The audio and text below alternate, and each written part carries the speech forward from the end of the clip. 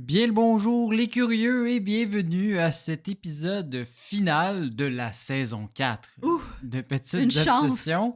Mon nom est William et je suis accompagné de la toujours aussi talentueuse Hélène. Je l'ai Ah, improvisé je suis sur le coup en plus talentueuse celle-là. maintenant. Oui, ben t'as du talent, Ça oui. m'aurait pris 4 saisons. Ben non, tu l'étais déjà, mais je veux Ah, dire, j'ai pas c'est fin. commencé à faire des commentaires de la sorte avant. Il y a quelques épisodes en C'est fait. vrai. Effectivement, c'est ça notre tradition maintenant. Ouais. Comment te sens-tu en ce dernier épisode de la saison? Écoute, un mélange d'émotions. J'ai hâte de parler du sujet dont on va parler parce que c'est des questions que je me pose depuis quand même longtemps. Il y a une petite part de soulagement aussi Oui. de la fin de saison parce que on se le cachera pas, c'est quand même fatigant là, Ben de déjà, de faire ce façon podcast là. générale, puis pour ceux qui savent pas, on a parlé dans le dernier épisode, je crois, on est en processus de déménagement, donc Ouais. c'est aussi le dernier épisode dans ce studio-ci Oui, que... ce studio qui nous a vu naître, Oui, littéralement. exact. Ouais. Puis ben, en fait, on a commencé dans notre cuisine, le son était horrible, mais après ça, c'est continué ici dans ce studio. Ouais. Puis... Ce studio très fait maison. On va peut-être. Il y a de la nostalgie aussi, là, justement, là-dedans, je pense. Exact. Puis, ben, en fait, c'est ça. Ben, un déménagement, c'est déjà compliqué. On enregistre pendant qu'on est en train de faire des boîtes. Il y a des boîtes partout. Puis, ben, aussi, il faut qu'on se laisse le temps après de savoir comment on va installer notre nouveau studio, en Ouais. fait. Là, comment on va Peut-être y avoir structurer des tout petits ça. changements dans la DA. Là. On s'entend qu'on n'aurait pas une grosse DA. Là, Oui, c'est ça. Là, ça sera peut-être pas actuellement. exactement de la Mais. même façon. Donc, on vous revient théoriquement à l'automne. Ben, automne plus octobre, mettons, que septembre. Parce L'automne que... frette.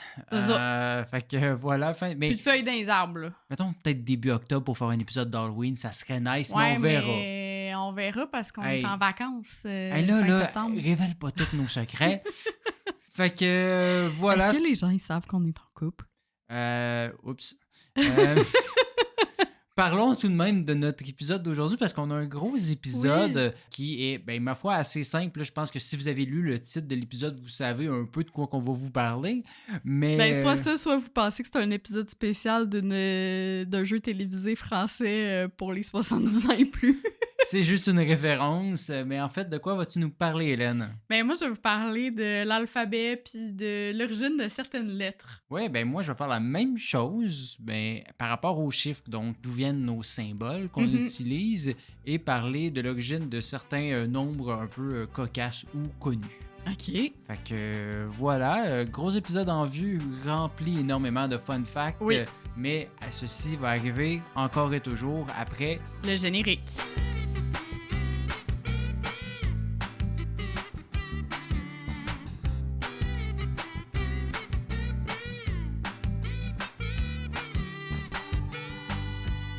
Will, quoi de mieux pour ce dernier épisode de la saison que de retourner aux sources en parlant de l'alphabet? Oui, parce que ben, c'est ça qu'on utilise quand on parle en ce moment. Ben, c'est ça, tu sais, c'est dans les premières choses qu'on apprend en entrant à l'école, hein, la petite comptine de l'alphabet. Mais comme beaucoup d'affaires, ben, on n'a aucune idée de l'origine de tout ça, alors que, ben, on l'utilise tous les jours, à moins d'être une personne analphabète, là. Oui, ben en même temps, une personne analphabète va parler, donc théoriquement, va utiliser les. Ben, il va pas Ben, utiliser les t'utilises symboles, les mais. lettres, mais t'as pas besoin de savoir écrire les lettres Non, ou non, non. quoi. Mais oui, effectivement. Première question pour tester tes connaissances. Ouf. Il y a combien de lettres dans l'alphabet? 26. Effectivement, il y a 26 lettres fondamentales. Mais si tu ajoutes les signes diacritiques, donc les 13 voyelles accentuées, Bouh. le C cédille, la ligature E dans le A, là, donc le AE comme dans curriculum vitae, par exemple, ou Ouais. ex aequo. Ou si mettons cœur. Ouais, ben ça, c'est la ligature E dans le O. Ouais. Donc, comme dans cœur que tu disais, on obtient techniquement 42 lettres différentes. Fait que on est. Ah mon dieu, mon cerveau est fatigué. J'allais dire on est au double, mais on n'est pas au double. Fait que, en tout cas. Non, on n'est pas tout à fait au double, mais pas loin. On est à une dizaine de lettres du double quand même. Ah, c'est qu'on va parler de chiffres tantôt, mais on va pas faire des mathématiques. Non, c'est ça, hein? Bon, comme tu le sais sûrement, on utilise l'alphabet latin en français, comme bien d'autres langues, et pas seulement des langues latines. Hein. Le meilleur exemple, c'est l'anglais, qui est une langue germanique, qui n'est pas une langue latine, donc, qui utilise le même alphabet que nous. C'est sûr qu'il n'y a pas les signes diacritiques, comme je le disais. Là. Mais savais-tu que le vietnamien également tire ses origines de l'alphabet latin? Non, absolument Ils pas. Ils utilisent vraiment les mêmes lettres que nous, c'est juste que même chose, ils ont des, par exemple des O avec une barre par-dessus comme accent, des trucs comme ça. Ah, oui, c'est vrai. Mais ils n'ont pas une écriture, tu sais, asiatique, là, j'ai envie de dire, entre guillemets, là, comme, Ouais. mettons, les symboles chinois ou japonais. C'est vrai, je n'avais jamais réalisé. Mais tu sais, en fait, souvent, c'est parce qu'on voit les traductions en Exact. latin, fait que tu as l'impression que c'est la même chose ou qu'il y a une autre lettre à côté. Mais non, c'est intéressant à savoir. Non, c'est ça. Puis, ben ça, c'est entre autres dû là, à la colonisation française, justement, là, dans les années. Ah, ok, il y avait une histoire après-guerre. dark derrière tout ça. Là. Évidemment.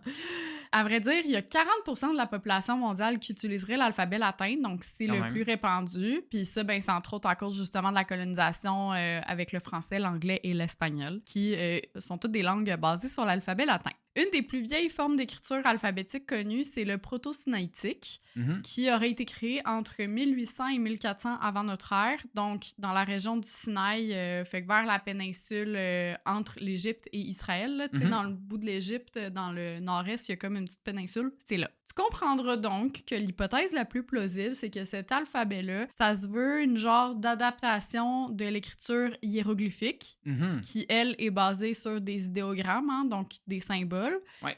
Fait que plutôt que de représenter des objets ou des idées comme les hiéroglyphes, ben le proto-sinaïtique, il représentait des sons. C'est le premier alphabet phonétique. Ah, là, je viens de faire mais ah, là, pour donner un peu l'exemple. Ça fonctionnait donc sous le principe de l'acrophonie. Fait que chaque symbole représentait le premier son d'un mot. Ceci dit, les lettres avaient quand même une forme de dessin un peu, si on veut. Fait que c'est Ok. vraiment un mix entre un alphabet puis un dessin des hiéroglyphes, etc. OK. Vers 1200 avant notre ère, les marchands phéniciens ils décident de modifier l'alphabet proto-sinaïtique pour le rendre plus linéaire. Donc, on commence là à quitter tranquillement les dessins pour avoir des formes un petit peu plus ressemblantes à l'alphabet latin qu'on connaît aujourd'hui. Et il est composé de 22 consonnes et c'est tout. OK, il n'y a pas de voyelle. Non. Comment t'es... En fait, t'écris pas un mot encore à ce moment-là. On va y revenir. Ben, l'écriture existait. L'écriture est apparue vers moins 3000 Moi, avant te le Jésus-Christ. dire, à date, je suis bien mêlé, là. Ouais, mais attends, on va t'imager ça, là. OK. Ces consonnes-là, elles sont représentées par des signes simples à mémoriser, ce qui fait de l'alphabet phénicien le père de tous les alphabets modernes. OK. Mais là, justement, au 9e siècle, avant notre ère, les Grecs ils vont révolutionner l'alphabet phénicien en y ajoutant... Des lettres grecques. Non, des voyelles. Ah oui. Hey, t'es fatigué rare, là! Fait que grâce aux Grecs, on avait enfin les lettres alpha, donc A, Mhm. epsilon, donc E, iota, donc I, omicron, donc O, et upsilon qui est entre le U et le Y. OK. Petite parenthèse ici, il existe encore des alphabets sans voyelles qu'on appelle des abjad ou alphabets consonantiques. C'est le cas de l'arabe et de l'hébreu, par exemple. En fait, de ce que j'en comprends, c'est que les voyelles, elles sont prononcées seulement à l'oral. OK. Elles n'existent pas vraiment à l'écrit. Fait qu'il faut vraiment comme que tu connaisses la langue pour pouvoir lire une phrase. Ouais. Tu mets comme les voyelles dans ta tête, là, si tu veux. Ben, là, c'est- c'est un peu... Tu peux le faire facilement en français. Tu sais, si t'enlèves des voyelles d'un mot, on peut comprendre la plupart C'est ça. des mots, pas tous. Là, tu sais, mettons, je sais pas, là, le mot outil, c'est un peu difficile, là, mais Ouais, peut-être. Ou le mot « eau », là. aide. Est-ce que je regarde Audacity puis je m'inspire en ce moment? Absolument. Mais Peut-être. Mais c'est ça, elles n'existent pas vraiment à l'écrit. Puis d'ailleurs, une autre particularité des abjad, donc de ces alphabets-là sans Mhm. voyelles, c'est que l'écriture se fait généralement de droite à gauche, donc dans le Oui. sens inverse de l'alphabet latin. L'arabe aurait aussi un autre élément distinctif. Selon la position dans la phrase, les lettres n'auraient pas toujours la même forme. OK, intéressant. Pourquoi? Honnêtement, je ne le sais pas. Ben, peut-être J'ai pour pas eu le temps de faire plus justement de recherches, mieux mais comprendre le mot, quelque chose peut-être comme le ça. sens de la phrase ou quelque chose Ouais. comme ça, ouais. Fin de la parenthèse. Donc, on est de retour là, avec nos Grecs au 9e siècle. Et un siècle plus tard, donc vers 700 avant notre ère, c'est au tour des Étrusques, un Mhm. petit peuple d'Italie, de s'inspirer des autres. Grosso modo, ils ont repris l'alphabet grec en l'adaptant à leur propre phonétique, donc les propres sons qu'ils émettaient dans leur langue. La particularité ici, c'est qu'ils trouvaient que les lettres B, C, D et O étaient complètement inutiles, fait qu'elles étaient pas dans leur alphabet. Ah, OK, ils ont juste scrappé ça. Ben, ils faisaient pas ces sons-là, visiblement, fait que... ils Dépendamment ont des juste- mots, etc. Ben, C'est comme ça. tous les alphabets, il n'y a pas le même nombre de lettres, là, selon Non, la non, langue, exactement. On va y revenir à ça, mais effectivement, ça dépend moindrement si tu as des accents ou pas, mais même différents alphabets, ben, ils n'ont pas les mêmes lettres entre le latin et le chinois, l'alphabet japonais, des trucs comme ça là, aussi. Mhm. Ensuite, les Romains vont voler à leur tour l'alphabet étrusque en remettant les lettres B, C, D et O, créant donc les bases de l'alphabet latin. Mhm. Par contre, il y avait juste 20 lettres. Donc, il manquait le G, le J, le U, le W, le Y et le Z. OK.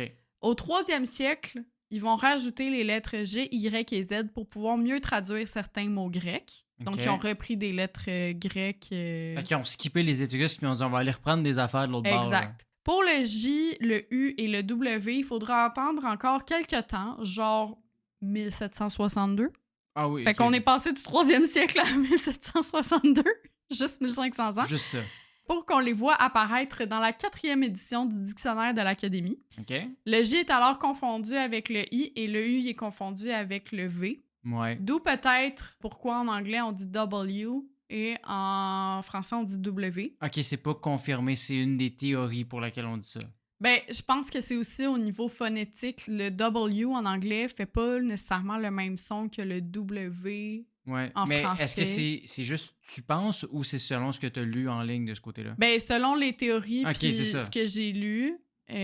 Ta compréhension, Ben, c'est ça. C'est pas juste. Exact, c'est ça. C'était pas Je juste peux pas lever un matin l'affirmer en avec disant ça, là. certitude, mais selon ma compréhension puis de tout l'alphabet, là, pas juste de Ouais, cette ouais. lettre-là. Là. Puis, ben justement, le W, c'est juste en 1964 que le petit Robert l'a déclaré officiellement comme 23e lettre de l'alphabet français. 1964? Ouais. Mon Dieu, les Williams ont souffert dans ce temps-là. Là. Ben, c'était une lettre en anglais, mais c'était pas tant utilisé en français. Fait que Ça c'était l'est pas toujours pas tant que ça. Là. Non, c'est ça, à part des genre wagons ou appetit puis trucs comme Non, ça. mais c'est ça. Puis justement, un William, avant, c'était traduit Guillaume. Là, tu sais, je veux dire, C'est ça. on traduisait les mots avec le W. Là.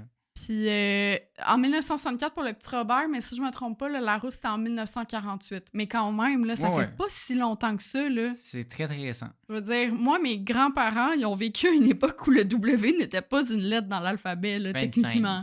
Évidemment, à chaque fois qu'il y a une création d'un nouvel alphabet, c'était une vraie évolution de la langue. Hein. On faisait pas juste changer pour changer Mhm. les lettres, les accents, etc. Les langues, c'est vivant. C'est plein de facteurs aussi qui peuvent influencer et transformer, justement, les langues, la façon de parler, etc. Il y a des interactions entre différentes cultures, par exemple, des besoins linguistiques ou même le développement de la technologie. Fait que c'est probablement ce qui s'est passé avec le W. C'était utilisé, par Mhm. exemple, davantage en anglais. Puis, ben, il y a certains mots qu'on n'a pas nécessairement traduits ou qu'on s'est approprié en français puis qu'on a gardé tel quel avec ces lettres-là parce que ben, on n'avait pas nécessairement ce son-là dans notre Mhm. vocabulaire. Jusqu'au 8e siècle, l'alphabet il est monocaméral. Est-ce que tu sais ce que ça veut dire? Fuck all. Ça veut dire qu'il était composé uniquement de lettres majuscules. Ah! C'est sous Charlemagne qu'il va devenir bicaméral, donc... Sacré Charlemagne. Il a bien inventé l'école, lui. Oui, c'est ça. C'est pas vrai. C'est pas vrai, effectivement, on en avait parlé dans un épisode sur l'école, justement. Oui, qui date d'il si y je a me un trompe moment. pas, première ou deuxième saison. Là, je me souviens plus du numéro de l'épisode, par contre. Moi non plus. Donc, sous Charlemagne, on crée l'alphabet bicaméral. On voulait améliorer la lisibilité de certains textes. Et c'est Alcuin, un conseiller de Charlemagne, qui a créé l'alphabet en minuscules, ainsi que quelques petites règles bien basiques, là, comme ajouter des espaces entre les mots. Oui, c'est vrai, il n'y avait pas ça avant. Non, il n'y avait pas nécessairement d'espace entre les mots. Fait que t'imagines là, des textes en majuscules et sans espace, ça a juste l'air d'un hostie de long cri. Après ça, tu te demandes pourquoi avant il y avait beaucoup de gens analphabètes. C'est incompréhensible tout ça. Ah non, non, c'est ça. Là, comment tu pouvais lire comme un paragraphe qui ne se finissait plus? Là, Ah, c'est t'sais. une lourdeur, là. Parmi les autres alphabets encore utilisés aujourd'hui, on retrouve le cyrillique, principalement dans les pays slaves orthodoxes comme la Bulgarie et la Russie, l'arabe, l'hébreu, le devanagari, qui est utilisé en sanskrit et en hindi, le thaï, le sinogramme en Chine, et j'en passe. Je t'ai dit que j'allais pas faire l'arbre généalogique de tous les alphabets parce Ben ouais. que on s'en sortira pas sinon. Par contre, j'ai quand même envie de te donner des petits fun facts sur certains alphabets, justement. Let's go! Le système d'écriture coréen, le Hangul, c'est un alphabet syllabique composé de 40 lettres, dont des consonnes et des voyelles doubles, donc un peu comme un W, par exemple. Tu pourrais avoir genre un double C. Je sais pas s'il existe dans cet alphabet-là, là, mais je te donne un exemple. Puis, il serait utilisé seulement depuis 600 ans. Il a été créé par un roi dans les années 1400, là. Fait que je trouve ça quand même fascinant que ce soit un alphabet aussi récent que ça. Oui, effectivement, c'est pas si loin, mais tu sais, les langues, comme tu dis, ça évolue, puis il y a des langues qui datent de pas si longtemps. Tu sais, il y a des trucs, on a l'impression que ça fait super longtemps, mais c'est pas si loin non plus, tu sais. Fait que c'est ça. C'est mon commentaire très peu constructif et utile, mais voilà. Hein? Fin de saison. Ouais, c'est pareil. Hey non, là, faut se requinquer, là. Faut qu'il revienne à la saison 5. Il est temps au prochain fun fact. Je suis prête. Ben, pour finir là, sur l'alphabet coréen, mais apparemment que c'est un des alphabets quand même assez facile à apprendre, surtout pour des personnes qui ne parlent pas de langue asiatique, là, comme le japonais ou le chinois. Ouais, ben, si tu veux commencer par le japonais, c'est un gros projet, là. Mais c'est ça, c'est vraiment, tu sais, c'est tout très linéaire là, et carré. Là. Je sais pas si tu vois un petit peu l'écriture coréenne. En tête, comparé à l'écriture chinoise ou justement japonaise qui est comme un petit peu plus fluide. Puis chaque syllabe, ben c'est dans un carré. Fait que tu vas avoir des mots de 3 syllabes, ça va être comme 3 espaces carrés, si tu veux.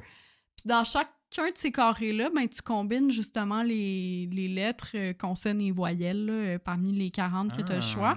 Mais c'est ça, il y a beaucoup de gens qui disent comme... puis je l'ai lu à plusieurs reprises là, sur Internet, sur des trucs genre parlonscoréen.com puis des trucs de même, là, qu'il suffit juste de quelques heures là, pour apprendre l'alphabet. Oui, là, après apprendre la langue. À parler nécessairement, mais... On va doser. Tu connais l'alphabet, t'es capable de décortiquer un petit peu des phrases puis d'avancer tranquillement dans ton apprentissage du coréen. Fait que... Si jamais il y a des gens qui sont intéressés par ça, ben apparemment que c'est quand même assez facile, fait que vous nous en donnerez des nouvelles. Le chinois, au contraire, c'est probablement la langue la plus difficile à apprendre. De un, parce qu'il n'y a pas vraiment d'alphabet. Non. Puis de deux, ben parce qu'on compterait environ 56 000 sinogrammes. OK, juste ça. Ouais. Dans le fond, là, la plupart des signes chinois, ils représentent littéralement un mot et non un son. Fait que, un signe, un symbole. Les gens qui se faisaient tatouer, là, back in the days, des mots chinois qui pensaient que ça voulait dire chance ou whatever, puis que finalement, ça voulait dire fromage, ben c'est ça. C'est juste un symbole qui veut dire fromage. Puis apparemment que si t'en connais entre 3 et 5 000, c'est que tu maîtrises vraiment bien la langue. Ouais, non, il y a beaucoup de monde qui sont d'origine chinoise qui ne connaissent pas tous les mots qui habitent là-bas. 56 000, ça n'a aucun sens. Là. Ben, même des mots en français qu'on ne connaît pas. Là, Tu as aussi des langues comme le maltais, qui est une sorte de mélange entre de l'italien et de l'arabe. Je sais pas si tu sais c'est où, Malte? Oui. C'est pas très loin de la Sicile, au nord de l'Afrique, fait que tu comprends le mélange un petit peu. Puis eux, ils ont un alphabet de 30 lettres et on retrouve principalement l'alphabet latin, mais aussi avec des signes diacritiques. Donc, les C puis les G, par exemple, ils ont des barres, des cercles, des trucs de même, qui fait que ben, ces symboles-là, ça rappelle un peu plus les sonorités, justement, de l'arabe, d'où le mélange. Mais pour avoir été à Malte, c'est quand même assez... fucked up de voir cette écriture-là, puis d'entendre les gens parler, là, tu comprends. T'as vraiment l'impression que c'est un mix de plusieurs affaires. Il y a des mots que tu comprends, puis il y a des mots que t'as aucune idée c'est quoi. Ouais, parce que l'italien, on comprend un peu, mais... C'est ça, exactement. Il y a certaines racines, certains mots qui se ressemblent et tout. Le japonais, il est également unique parce qu'il s'agirait d'une combinaison de l'écriture syllabique et logographique. OK.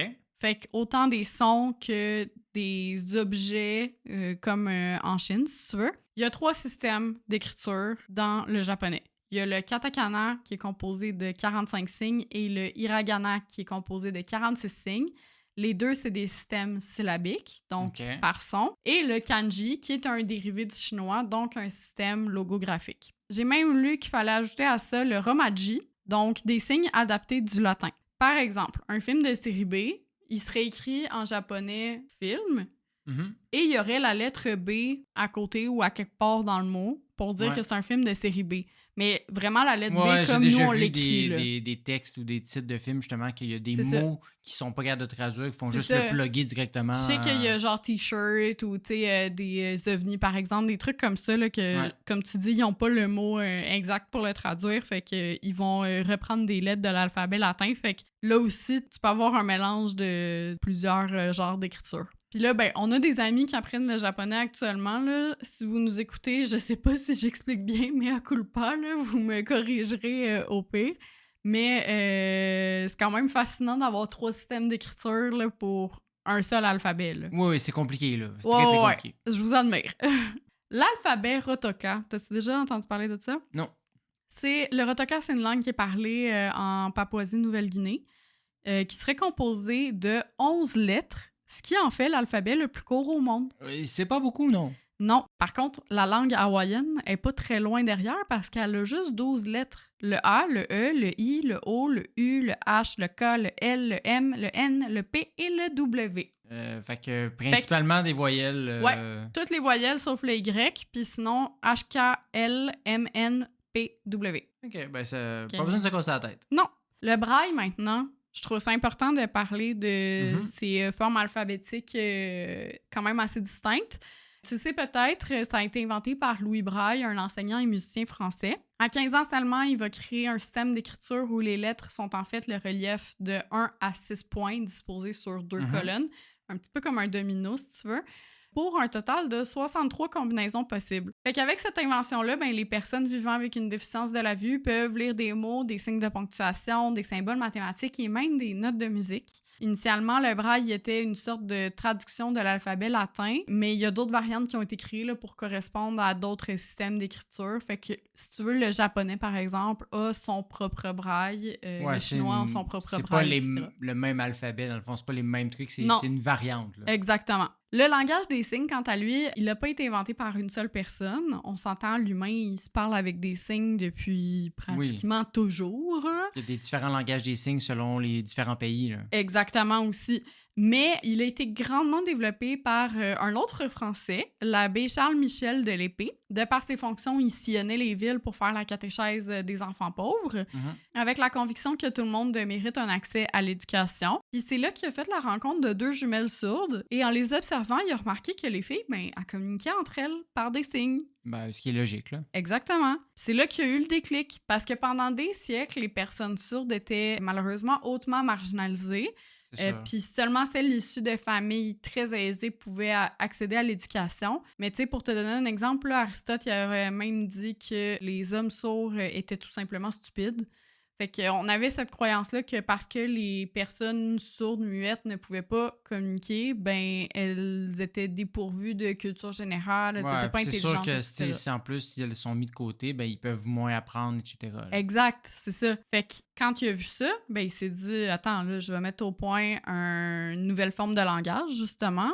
Puis, ben, ça va ouvrir cet accès-là à l'éducation à un plus grand nombre. Fait qu'en 1760, il a obtenu l'aide de la Cour pour créer la première école gratuite pour les personnes sourdes à Paris. Puis, il faisait même des leçons publiques auxquelles des personnes entendantes pouvaient assister, soit pour apprendre ou pour constater par elles-mêmes que c'est possible de communiquer avec des personnes sourdes et qu'elles ne sont pas idiotes. Ben, c'est parce que, tu sais, s'ils font juste se parler entre elles, il n'y a pas vraiment de plus... Ben, il y a une plus-value, mais c'est pas autant que de pouvoir parler avec la majorité de la population, là. Non, c'est ça, exactement. Puis l'anecdote veut que les personnes entendantes à cette époque-là ne connaissaient pas nécessairement le langage des signes tout de suite. Là. Ça prend quand même un petit peu de pratique et tout.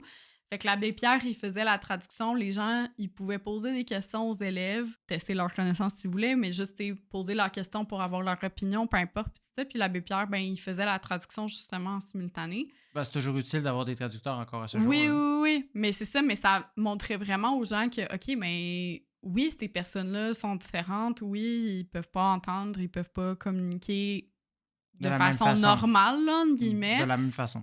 Mais c'est ça, ils sont pas dépourvus d'intelligence pour autant. Ce qui est important de comprendre, c'est que la langue des signes, c'est une langue en soi et non un code gestuel pour représenter le français, par exemple. Fait que la langue des signes, elle a sa propre grammaire, ce qui fait que les personnes sourdes francophones, par exemple, ben elles sont techniquement bilingues. Elles parlent le français et elles parlent la langue des signes. Versus, tu vas pas dire qu'une personne aveugle parle le français et le braille. Là, OK. Ah, Ben, de un, tu peux pas parler braille. Là. Non, mais comprendre, là. Mais oui.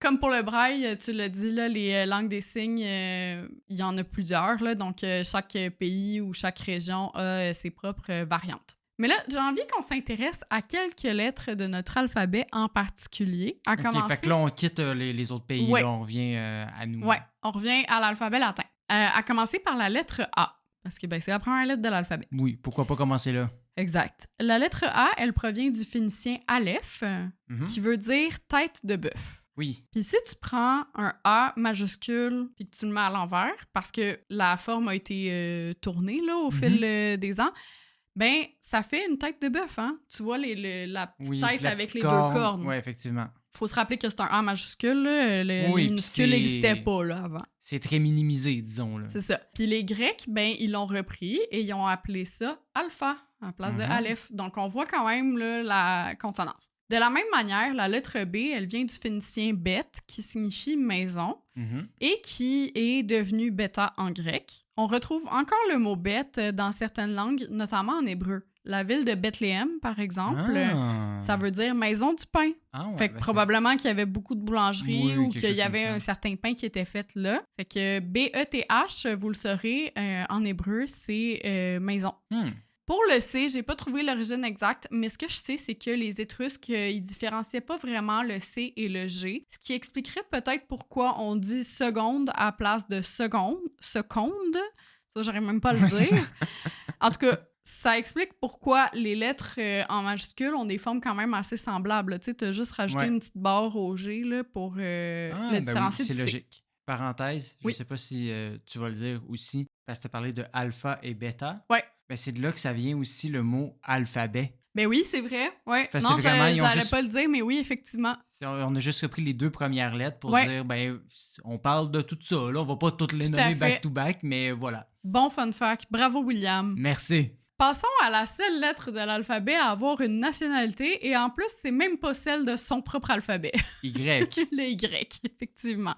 J'avoue que I français ou I anglais, ça se dit moins bien. Mais pourquoi on appelle ça un Y? Ouais. La raison est aussi simple que le latin a emprunté, en guillemets, ils l'ont jamais rendu, cette lettre à l'alphabet grec, donc d'où le grec, parce qu'il lui manquait le son U. U-Y, là, le U, c'est un peu... Ouais. Parce que comme je t'ai dit, tu sais, en grec, là, ils ont inventé les voyelles, ils ont inventé l'upsilon, qui est comme le mix entre le U et le Y. Fait que c'est de là que ça vient, potentiellement. Ouais, c'est ça. Fait que l'upsilon, il a été volé au grec, et avec le temps, ben, le son U s'est transformé pour donner celui du Y en plus. Mais savais-tu que la lettre Y est aussi spéciale pour une autre raison? Parce qu'elle est grande. Non, c'est qu'elle peut à la fois être une voyelle et une consonne. Ah oui, effectivement. C'est en fait ce qu'on appelle une semi-consonne. Quand elle fait le son I, comme dans physique, c'est une voyelle. Mais quand elle fait le son Y, comme dans appuyer, bégayer, rayonner, effectivement, c'est une consonne. Si le Y est en début de mot, il y a de fortes chances que ce soit une consonne. Tu sais, quand tu y penses, tu fais pas de liaison plurielle. Quand tu y penses. Ouais. Tu fais pas de liaison. Ouais, mais là, ça serait une voyelle. Parce non, je sais, mais. Mais quand tu y penses, tu fais pas de liaison au pluriel avec les consonnes. Tu sais, un cône, tu vas pas dire des scones, sinon ça devient complètement autre chose. Là. Ça devient une pâtisserie anglaise. C'est vraiment facile, le français. Hein? On parlait des japonais tantôt, mais tu sais. C'est la même chose avec les grecs. Tu dis pas des yogourts, tu vas dire des yogourts. Des yeux. Mais c'est ça. Il y a des exceptions, comme tout dans la langue française. Les yeux, par exemple. Et enfin, est-ce qu'on peut se parler de la lettre H? Ben, I guess, parce que je sais pas pourquoi elle spécifiquement, mais parlons-en. Of course que je voue un profond amour à la 8e lettre de l'alphabet. Elle commence quand même mon prénom. Hein? Ah oui, c'est vrai. Mais on va se le dire, parfois, elle apporte pas grand-chose. Ben, c'est supposé être comme le H aspiré, là, mais... Ben, il y a ça, là, mais tu sais, des mots comme huit, huile ou huître... tous des mots qu'on pourrait écrire sans la lettre H et ça n'affecterait pas la prononciation. Vois-tu, tu m'aurais dit qu'il était aspiré là-dessus aussi, je t'aurais cru. Tu sais, comme c'est pas clair pour moi. Oublie tes affaires d'aspirer, là. Il n'y a pas d'aspirateur ici, là. Hispanique. Non, je sais pas, j'essaie. Au Moyen-Âge, on écrivait ces mots-là, donc que je viens de dire, huître, huile et huître, sans le H. Oui. Sauf qu'on avait un petit problème. c'est que, je te l'ai dit tantôt, l'alphabet latin, on faisait pas vraiment la distinction entre la lettre U et la lettre V. Fait que c'était pour faire la distinction. C'est ça. Résultat, si on écrivait sans la lettre H, 8, huile et huître, ben ça pouvait être écrit comme vie, V-I-T, ville et vitre, qui sont tous des mots qui existent aussi dans la langue française, mais qui veulent pas dire la même affaire. Fait qu'on a commencé à ajouter un H pour indiquer que la lettre suivante, ben c'était un U et non pas un V. C'est d'ailleurs de là aussi que vient l'expression « à huis clos ». OK. Ben parce qu'en vieux français, un huis, U-I-S, c'est une porte. À huis clos veut tout simplement dire toutes les portes fermées, puis on a gardé le H avec le temps. Mais c'est dans la seule expression qu'on utilise oui. Mais en fait, je te dis ça, c'est pas vrai, parce qu'un huissier, par exemple... Oui, mais c'est pas pareil. Ben, c'est pas pareil, mais traditionnellement, c'est une personne qui est devant une porte. Un huissier. C'est pour ça que tu veux jamais ouvrir la porte. C'est le gardien de la porte, c'est ça. Exactement, il est associé à ça. D'ailleurs, si vous aimeriez connaître l'origine de plus de lettres ou d'autres fun facts par rapport à l'alphabet latin en particulier, ben vous pouvez aller voir le compte augustine.édition avec un S sur TikTok. C'est toi qui me l'as fait découvrir, William. Elle est fascinante. Elle a fait l'arbre généalogique de toutes les lettres de l'alphabet latin, mais elle repart vraiment là, justement au proto-sinaïtique. Oui, puis on voit toutes les différentes étapes. Là, puis donc, justement, la tête de bœuf, là, le A, là, je l'avais vu, je te l'avais envoyé là, d'ailleurs. Exactement, ben c'est ça. Tu sais, le N, je sais que ça a comme une forme un peu en serpentin, mais c'est parce que dans d'autres langues, le mot serpent, il commence par le son N. Fait qu'il y a plein de choses comme ça. Fait que si vous voulez aller découvrir ça, puis sinon, ben moi... Super intéressant. Je vais m'arrêter ici pour l'instant. C'est déjà pas mal, parce que moi aussi, j'en ai pas mal. Puis c'est ça. Merci énormément, Hélène, pour cette partie d'épisode. Ça fait toujours plaisir. Aussi fascinant. Les mots, les lettres, etc. Donc, très cool. Puis c'est ça. Moi j'ai aussi encore perdu le contrôle aujourd'hui. Je m'étais promis d'écrire un épisode court avec le déménagement, justement, en me disant comme je vais revenir avec plus de contenu pour la prochaine saison. Mais finalement, les fun facts se sont emparés de mon corps, puis j'ai pas pu m'empêcher de continuer d'écrire puis de lire. Puis encore là, j'aurais pu en faire comme 8 pages de plus, là, mais ça, c'est souvent le cas là, pour peu importe nos épisodes. C'est tout le temps comme ça. Mais bon, c'est nos auditeurs qui vont être contents qu'on ait fait un long épisode, surtout que c'est le dernier. Hein, fait que comme ça, ils ont plus de temps pour le réécouter, puis c'est ça. Fait que aujourd'hui, on parle de chiffres.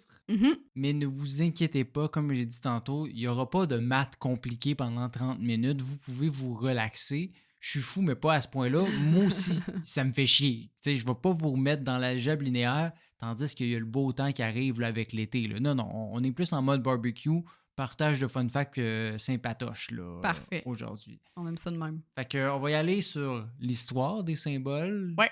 Et ensuite, là, l'origine de nombres célèbres, là, comme le 420 ou le 666. OK, oui. On va toucher un peu à tout ça aujourd'hui. Mais bon, avant de parler des nombres funky, il faut parler un peu des différents systèmes de numération qui ont existé dans l'histoire, ainsi de comment est-ce qu'on est arrivé à ce qu'on appelle nos chiffres des chiffres arabes. Donc, selon toi, Hélène, d'où provient le plus ancien système numérique qu'on connaisse? Moi, j'ai toujours comme entendu que les Arabes ont inventé les chiffres, mais tu sais, c'est comme le langage des signes. Là. Peut-être qu'il y a d'autres systèmes de numérotation qui ont été inventés avant puis qu'on a comme tout rapatrié ça, je sais pas. Ben, ils n'ont pas inventé ça. Ils ont inventé un peu ce qui va nous aider à faire les mathématiques de nos jours. Okay. Mais en fait, là, tu vas te mordre la langue quand je vais dire ça. En fait, ça vient pas d'Égypte antique, hein, parce que je reviens tout le temps à eux. Il arrive deuxième. Ça vient de Mésopotamie, et plus précisément chez les Sumériens. OK. T'as jamais entendu ça? Non, mais j'ai déjà entendu parler des Sumériens, là, mais que les chiffres venaient d'eux, peut-être j'en ai déjà entendu parler. Ça te dit quelque chose? Ah, vaguement, ouais. OK, bon. Mais je me mords pas... OK, c'est bon. Je me mords pas les lèvres, t'inquiète. Ce système-là, il aurait été inventé entre moins 3200 et moins 3000, puis il aurait perduré jusqu'en moins 300. Donc, la façon là, de calculer. Ce qui est un peu, malheureusement, compliqué pour moi de vous résumer le système de calcul au complet, là, sans prendre tout l'épisode, là, parce que c'est un système un peu complexe, puis justement, ça a évolué énormément en 3000 ans. Là.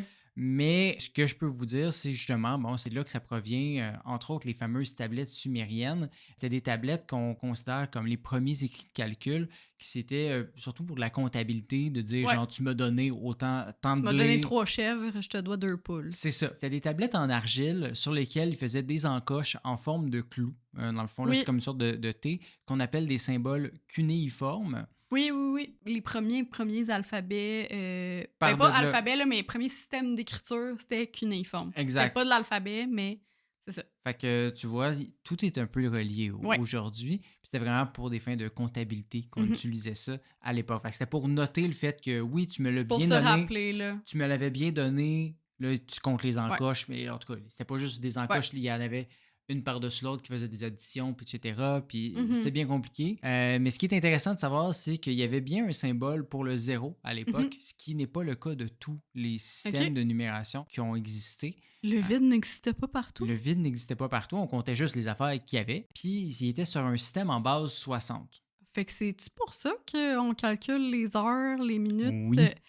Ah ouais! Les heures, les minutes, les degrés d'un cercle, ça vient encore de... Aïe aïe, c'est vrai! C'est un retour de la Mésopotamie d'il y a 5000 ans. Puis on dit quand même seconde. Non, mais c'est vraiment fascinant comment des choses qui datent de si longtemps influencent encore notre vie de c'est tous les fou. jours. Sinon, ben, le deuxième système le plus ancien, ben, je l'ai dit tout à l'heure, c'est le système égyptien. Oui. Parce que c'est tout le temps eux qui ont tout fait. Puis eux aussi, c'est autour de moins 3000, mais les gens s'entendent vraiment que c'est les Sumériens qui l'ont inventé. Eux, ce qui était intéressant, c'est que c'était pas des bases 60, mais une base 10, comme on utilise aujourd'hui. Puis il y avait un concept de zéro aussi. Ouais. Mais bon, je sais ce qui vous intéresse tous à la maison, c'était-tu des hiéroglyphes ou c'était pas des hiéroglyphes, leur chiffre? C'est vrai, ouais. Il était écrit comment? Ben, vous allez être déçus d'apprendre que de 1 à 9, ben, c'est simplement des bâtons verticales. J'allais le dire. Je suis comme, c'est ça, là. Ça peut pas être un hibou, là. Attends. OK. Mais là, bien entendu, les Égyptiens se sont quand même rendus compte que si tu mets 9-1 back-to-back, ça devient pas clair à lire, là. 9 barres. Fait que c'était sur plusieurs lignes, jusqu'à 3 lignes. Fait que le 1, de 1 à 3, c'était 3 lignes. OK. Après ça, 4, c'était 2-2. OK. Le 5, c'était 3-2. OK. Fait que c'est vraiment sur plusieurs lignes. Puis c'était même aussi pour les dizaines, etc. OK, intéressant. Puis le 9, ben, c'était 3 lignes sur 3. C'était 3 fois des barres sur 3 lignes. Mais là, ça devient intéressant, c'est qu'au niveau des valeurs supérieures, ben là, on rentre dans le territoire des hiéroglyphes. Fait que là, on a mélangé les barres avec des symboles qui vont aussi se retrouver sur plusieurs lignes. Au moins, il n'y en a pas trop. OK. Fait que imagine-toi un peu un système comme les chiffres romains, mais avec des symboles à la place. Ouais. Le 10 était symbolisé par ce qu'on appelle l'anse de panier. C'est une sorte de genre de U à l'envers. Je sais c'est quoi un panier puis une anse. Là. OK, excusez. Le 100, c'était une corde enroulée. Mais pas trop, juste une petite twist. Un peu comme un 9, mettons. Le 1000, c'était une fleur de lotus. Oh boy, OK. Puis tant qu'à moi, le plus l'air d'une plante piranha dans Mario. Si ça peut vous donner une idée. Le 10 000, c'était un doigt. D'accord. Le 100 000, un tétard. Puis 1 million, c'était le dieu Et en juniflexion, les bras en l'air avec une branche à la tête. Mais attends, là, t'es en train de dire qu'un tétard, ça valait plus qu'un doigt? Oui, non, mais je comprends pas la progression de ces symboles-là. Parce que des tétards, ils peuvent en avoir des millions dans un temps. Des doigts, t'en as 10, là. Fait que c'est anse de panier, corde, lotus, doigt, tétard, dieu. Fait que voilà la gradation chez les Égyptiens. Fait que c'est ça. Mais là, si je t'ai parlé aussi justement des chiffres romains, puis là, on rentre dans le même territoire, là. Ah, les lettres puis les chiffres mélangés. Oui, tout est relié avec les Étrusques, encore une fois, parce que ben, les Romains, ils ont volé leurs chiffres aux Étrusques, qui, eux, ont volé leurs chiffres aux Grecs. Exactement. C'est sûr. Ils s'étaient inspirés des Grecs pour leur système, puis c'est par les Grecs qu'on va comprendre un peu l'origine de ces symboles-là ou les lettres qu'on va utiliser, parce que, ben, c'est quoi le rapport là, du M ou du C, puis etc. Mm-hmm. Vois-tu, les Grecs, ils s'étaient pas vraiment fait chier pour leurs symboles, parce qu'un peu comme tu disais tantôt, pour les premiers alphabets, on prenait le premier son pour faire une lettre. Ouais. Ben là, on a juste pris la première lettre des mots OK. pour faire les chiffres. Fait que le 1, c'était un I parce que le mot pour 1, c'était iota. Ah, OK. Comme dans un iota. Tu sais, mettons, on dit un petit peu de nos jours. Ah, ben oui! Ouais, parce que là, cette partie-là, attention, c'est aussi l'étymologie pour chacune des catégories. Ça devient J'adore absolument c'est fucked up. Après, ben, il y a le 5, un peu comme dans les chiffres communs. Ouais. On arrive au 5. Eux, c'était pente. Donc, c'est Ben, un pentagone? Yes, sir! Oh mon Dieu! Puis la forme du P, c'est un genre de crochet, là, un peu. Là, Oui. c'est pas un P fermé. Oui, Là. oui, oui. Ensuite, c'était un triangle pour le 10. Un triangle. Puis le triangle, c'est la façon de dire D pour déca. Delta. Non, déca. Déca? Comme décathlon, décamètre. Mais il y a la lettre delta, non? Oui, mais ça, c'est... C'est-tu le D, ça? Ou c'est une autre Ah, lettre? c'est peut-être... Oui, c'est le delta, c'est le triangle, c'est ça? Je sais pas. Il me semble que c'est le Oui. triangle. Fait que voilà, le delta, mais là, c'était... Ah. Mais le mot pour 10, c'était déca. Oui, déca, ouais. Comme dans décaféiné. Non. 10 fines. Mélange pas plus les gens, là. Ensuite, pour 100, c'était un H pour hécatonne, comme dans hectare. Je suis sans mots. Ça fait... Parce que j'étais comme écag. J'essaie de trouver un mot. ouais. Ça m'a pris un petit temps de Ensuite, loading, là. c'était un X pour 1000, mais le X, il se prononçait K, comme dans kilio, comme dans kilogramme. Ah. Mmh! J'ai tellement l'air conne, c'est sûr. Et finalement, on avait 10 000 qui était un M pour murio, comme dans myriade. Ah. Fait que voilà, c'était la gradation chez les Grecs. Les Étrusques ont finalement repris ça à leur sauce en gardant certaines lettres, en modifiant certaines. Ouais. Donc, ils ont gardé le I. Le petit crochet, ils l'ont remplacé par un V inversé. Ouais. Fait que là, le 5, c'était un V. Ils ont mis X Là, les pour le Romains, 10. ils l'ont remis à l'endroit, le V. Pis tout Exactement. Fait que là, ils ont mis un X pour le 10, une flèche vers le haut pour 50, ça. OK. puis ils ont mis un C pour 100 au lieu du Ouais. H. Fait que là, quand les Romains ils ont repris, ben, comme tu dis, ils ont inversé le V, ils ont changé la flèche par un L, Ouais. puis bam, on avait le système romain. Une évolution là, résumée. Là, j'ai résumé des centaines d'années là, Oui. d'évolution de symboles. Même des là. millénaires, là. Oui, c'est ça. Fait que, bon, voilà l'histoire des chiffres romains. Super intéressant. Hein? Mais nos symboles à nous, là, les chiffres arabes, là, comme on Oui. dit, ça vient d'où tout ça? Ben déjà, je veux te dire que les chiffres qu'on utilise, là, les symboles, Ouais. on devrait plutôt parler des chiffres arabes occidentaux. Parce qu'il existe aussi les chiffres arabes orientaux. Ouais. Ce qui te donne un peu un indice comme quoi que pas 100% arabe, tout ça. OK. Mais bon, une chose à la fois, les symboles qu'on utilise de nos jours proviendraient initialement du système numérique Brahmi en Inde. Donc, pas des Arabes Ah, non plus. mon Dieu, OK. En moins 300. Ce système-là, à l'époque, il y avait 9 symboles, donc pas de zéro, donc juste de 1 à 9. Puis, ben, si tu vois les images en ligne, là, si vous googlez, on peut voir un peu les premiers balbutiements du 6 et du 7, qui sont pas mal identiques à ce qu'on connaît aujourd'hui. Ouais. Après, ils ont réévolué, ils ont disparu un peu, là, mais Ouais. à cette époque-là, tu vois vraiment la forme.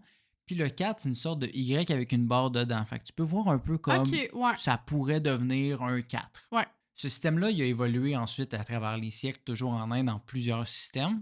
Mais celui le plus répandu ou qu'on connaît, ben là, tu vas voir un peu les traces du 2 puis du 3. Mhm. Puis là, le 4 est rendu le 5. En tout cas, c'est des choses qui évoluent comme ça, là, mais bon. Tout ça pour dire que ça continue d'évoluer en Inde pendant des centaines d'années. Au 5e siècle, on va y voir apparaître le 0, qui va alors être décrit par un petit point noir, tout Oui. simplement. Fait que tu comprends que le point Un noir, trou noir. Le vide. oui, il a tranquillement évolué vers un 0 comme on le connaît, là. Mais on l'appelle Un alors... cercle vide.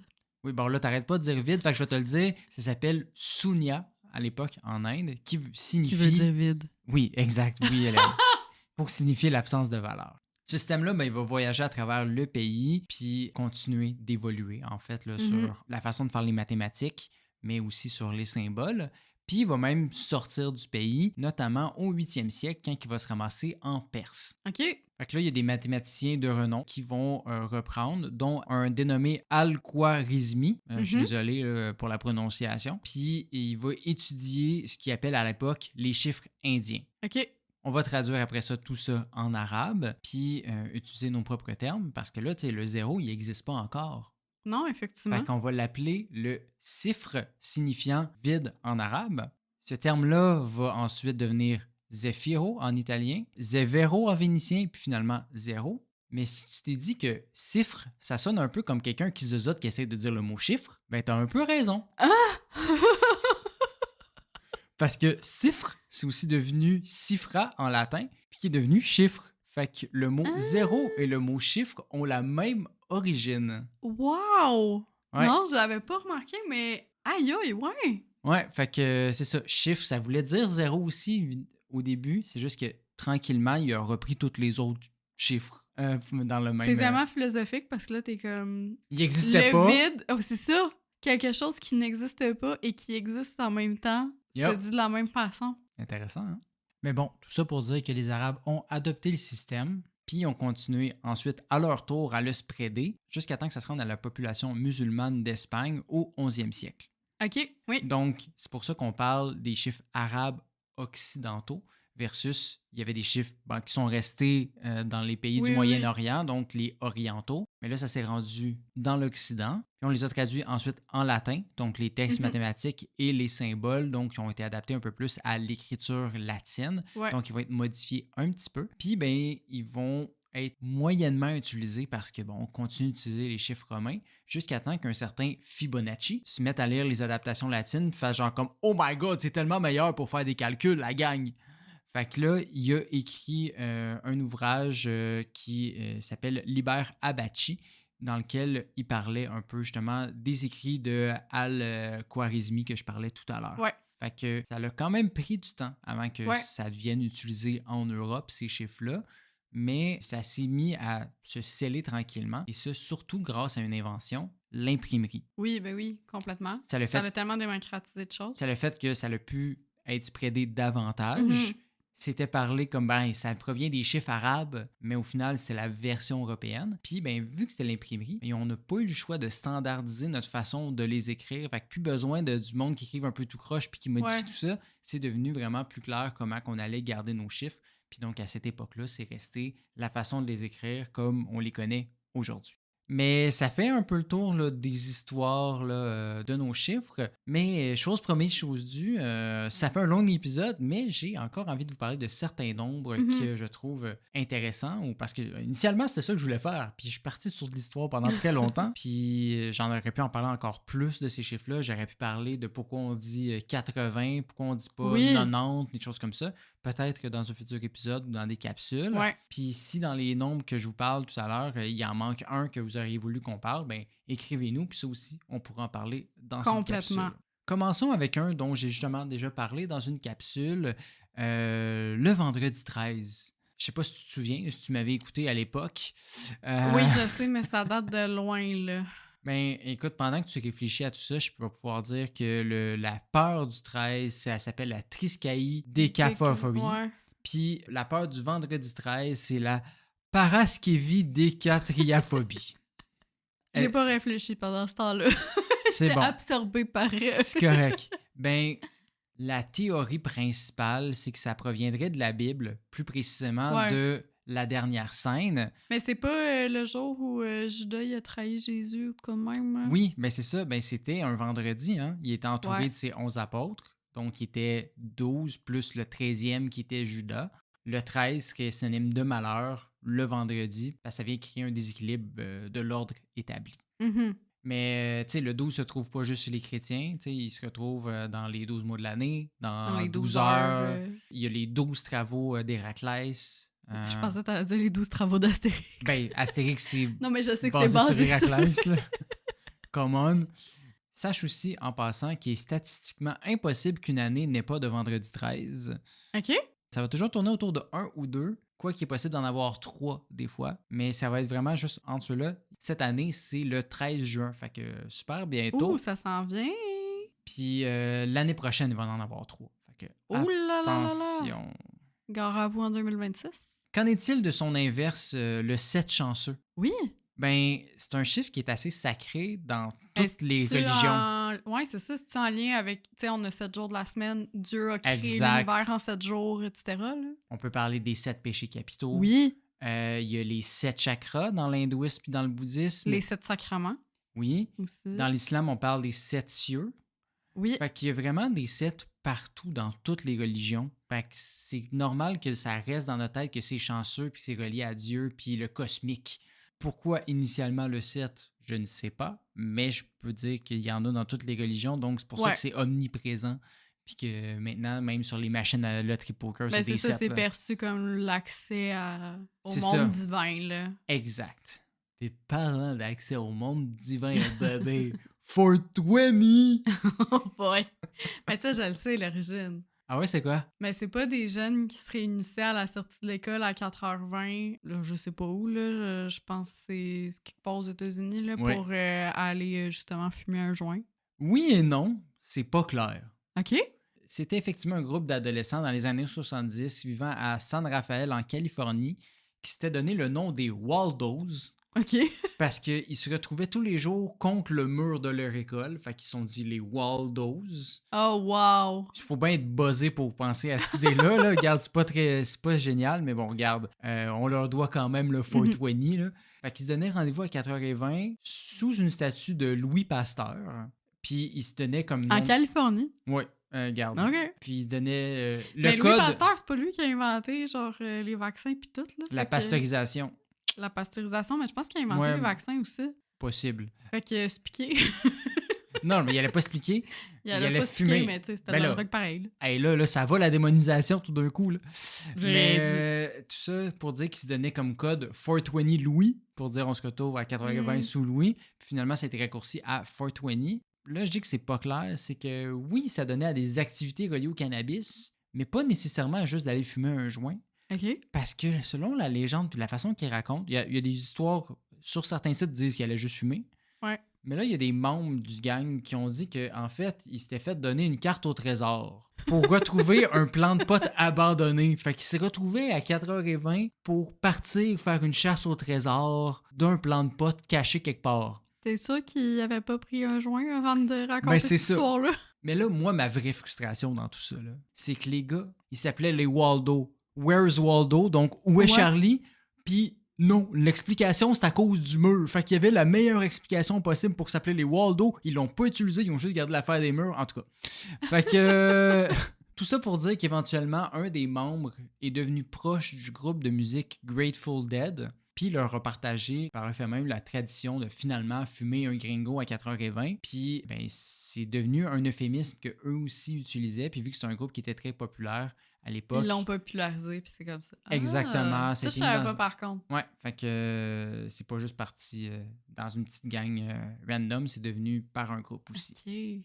Mais bon, là, tu démonisais... là. Non, je démonise absolument pas le 420, là. Bon, fait que... Faites ce que vous voulez. Vu que tu parles du démon... Ça me faisait juste rire que c'était Louis Pasteur. Je vais parler du 6666. Je savais que ça s'en venait. Fait que le nombre de la bête, le fameux 666, d'où est-ce que ça vient? Ben, ça provient du... C'était l'adresse du diable. Non, c'était le nom de la bête. Ça provient du dernier livre du Nouveau Testament, le livre de l'Apocalypse. Je pensais que ça allait dire le dernier livre de... De Jésus. Non, comment il s'appelle? C'est David Goudreau qui a écrit la bête? Ah oui, non, ça n'a pas rapport du tout. Ouais, le Nouveau Testament, donc? Oui, donc ça provient du dernier livre du Nouveau Testament, le livre de l'Apocalypse. Celui-ci aurait fort probablement été rédigé pendant le règne de Domitien dans l'Empire romain. Fait qu'à la fin du 1er siècle, par Jean de Aptos, mais encore là, ça, c'est débattu. Okay. En tout cas, c'est par un Jean. C'est pas le Jean initial du... pas l'apôtre. C'est pas l'apôtre, puis c'est peut-être pas ce Jean-là. Ce fameux livre-là, on s'entend par contre, là, c'est pas de Stormlight Archive. Là, il y a 22 chapitres de genre 1 à 2 pages chacune. Là, fait que c'est pas long à lire, mais c'est fucking tough à lire. J'essayais de le comprendre. C'est juste des textes symboliques, cryptés, décrits comme une vision que Jean aurait eue. Fait que, mettons que c'est libre interprétation... Qu'est-ce qui se passait vraiment par moment. Comme beaucoup de choses là, dans les livres religieux. Oui, mais il est considéré comme un des plus symboliques et moins directs là, des livres du Nouveau Testament. Fait que je me suis fié plus à des interprétations du texte que j'ai lu en ligne que par ma propre lecture. Là. On a une Bible? Non, mais j'ai lu en ligne. Là. OK. Capable de trouver la Bible en ligne. Là. Non, oui, je sais. Donc, bon, voilà. Dans ce livre-là, il est éventuellement mentionné que Satan, venant d'être vaincu par l'archange Michael, a délégué son pouvoir à 2 bêtes. L'une des bêtes était venue de la mer, puis l'une de la terre. OK. La bête, là, donc, on fait référence avec un grand B, c'est la première, celle qui vient de la mer.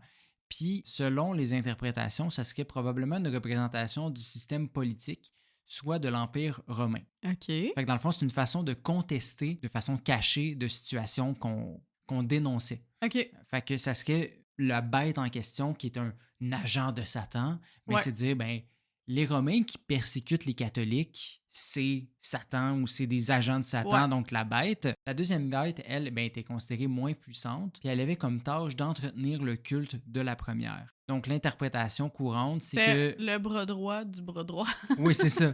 Mais l'interprétation courante, c'est que c'était les clergés qui soutenaient l'Empire romain qui était représenté par cette deuxième bête-là.